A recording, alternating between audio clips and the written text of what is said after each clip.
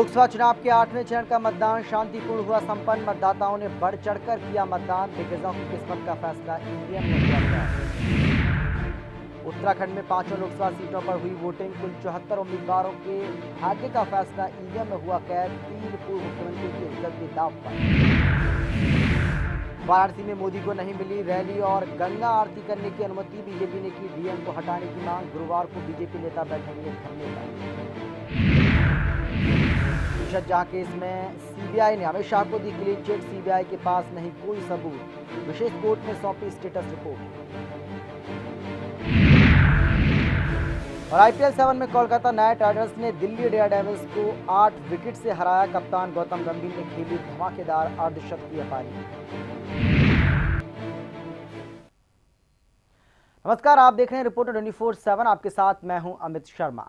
लोकतंत्र का महापर्व अब अपने अंतिम पड़ाव पर है। कुल 9 चरणों में से 8 चरण पूरे हो चुके हैं। 8वें चरण में आज कुल 64 सीटों के लिए वोट डाले गए।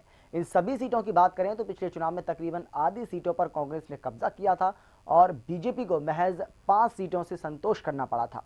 ये रिपोर्ट देखते हैं।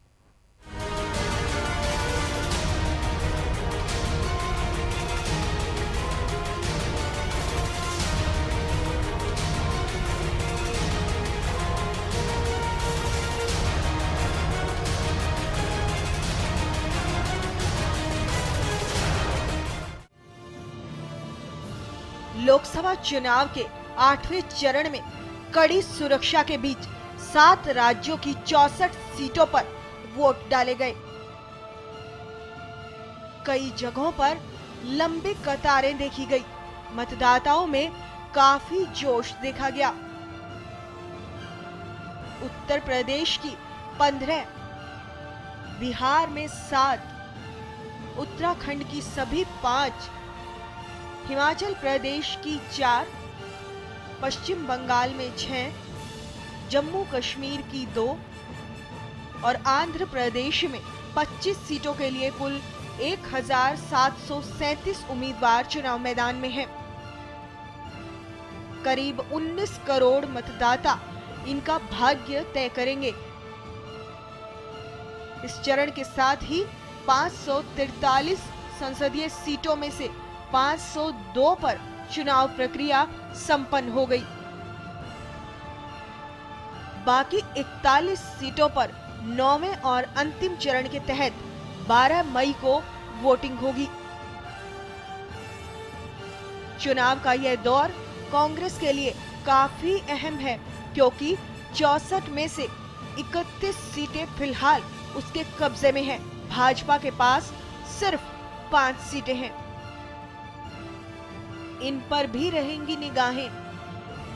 कांग्रेस की तरफ से केंद्रीय मानव संसाधन विकास मंत्री पल्लम राजू, क्रिकेटर मोहम्मद कैफ, हिमाचल प्रदेश के मुख्यमंत्री वीरभद्र सिंह की पत्नी प्रतिभा सिंह और राज्यसभा सदस्य संजय सिंह की पत्नी अमिता सिंह प्रमुख उम्मीदवार हैं।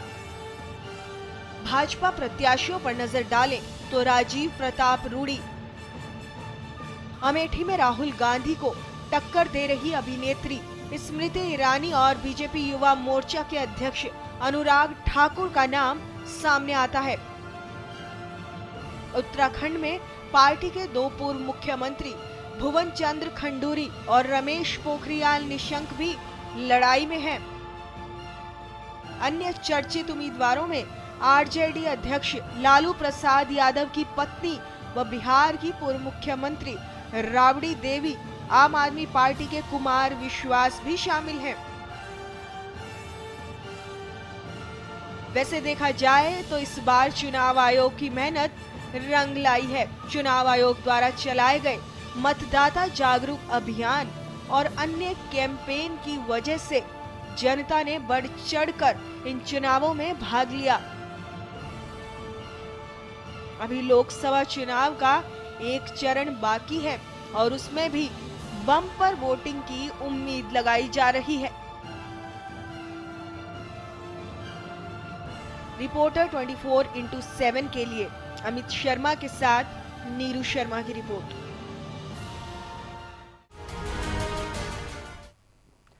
यूपी में किस तरह से मतदान हुआ और लोगों में किस तरह का उत्साह देखा गया, उसकी आपको 8 तस्वीरें दिखाते हैं। तो ये लोकसभा चुनाव के 8 चरण जो है वो पूरे हो चुके हैं। अमेठी, सुल्तानपुर, इलाहाबाद, कौशाम्बी, प्रतापगढ़, फैजाबाद, अम्बेडकर नगर, भदोही, ये 8 कुल मिलाकर आप तस्वीरें हम आपको दिखा रहे हैं, जहां पर लोगों ने बढ़ चढ़ कर के हिस्सा लिया है।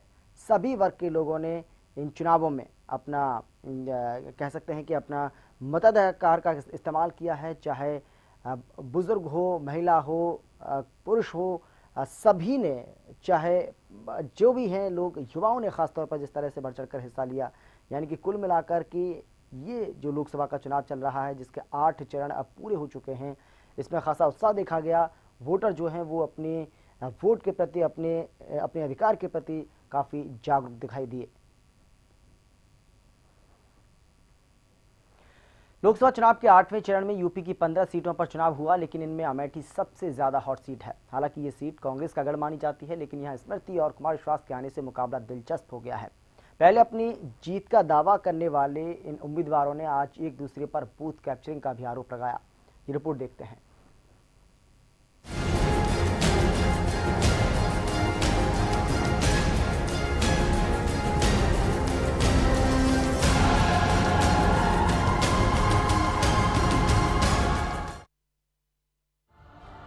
यूपी की सबसे high profile seat Amethi seat पर बुधवार को खूब गर्मागर्मी देखने को मिली। अमेठी की बीजेपी प्रत्याशी स्मृति ईरानी एक बूथ पर प्रियंका गांधी की पीए प्रीति से भिड़ गई, तो आम आदमी पार्टी के कुमार विश्वास ने कांग्रेस कार्यकर्ताओं पर महमूदपुर बूथ लूटने का आरोप लगाया। बुधवार सुबह अमेठी में वोटिंग के दौरान प्रियंका गांधी की पीए प्रीति को एक बूथ पर देखकर स्मृति ईरानी भड़क गई। उन्होंने प्रीति पर वोटों को प्रभावित करने का आरोप लगाया और सवाल उठाया कि वो अमेठी से बाहर की होने के कारण चुनाव आयोग के नियमों के मुताबिक बूथ पर नहीं जा सकती हैं। स्मृति प्रीति से बार बार अथॉरिटी लेटर मांगती देखी गई। दोनों में कुछ देर बहस हुई। बाद में प्रीति चुपचाप वहां से खिसक गई। इसके बाद स्मृति ईरानी प्रीति से अथॉरिटी लेटर ना मांगे जाने को लेकर पुलिस वालों पर भी भड़कती दिखाई दी। बाद में अमेठी के डीएम ने प्रीति को अमेठी छोड़ने का आदेश दे दिया। स्मृति ईरानी ने आरोप लगाया कि जिस इंटर कॉलेज में पोलिंग बूथ है उसके मालिक कांग्रेस के प्रदेश महासचिव हैं। स्मृति ने कहा कि वे चुनाव आयोग से इसकी शिकायत करेंगी। उधर प्रीति ने स्मृति ईरानी के आरोपों को नकारते हुए कहा कि स्मृति ईरानी अमेठी ही वोटरों को प्रभावित करने की कोशिश कर रही हैं। वे चाहती हैं कि यहां फिर से मतदान हो जाए। इससे पहले अमेठी से आम आदमी पार्टी के उम्मीदवार कुमार विश्वास ने कार्यकर्ताओं पर महमूदपुर बूथ लूटने का आरोप लगाया। कुमार विश्वास ने कहा कि राहुल गांधी का अमेठी आना उनके हार के डर को साबित करता है।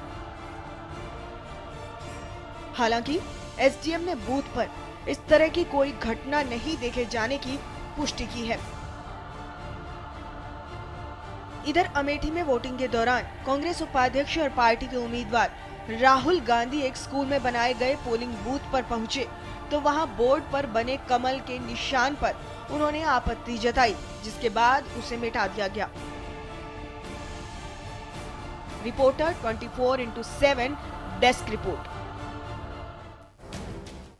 यहाँ फिलहाल वक्त एक छोटे से ब्रेक का है, जल्द लौटते हैं।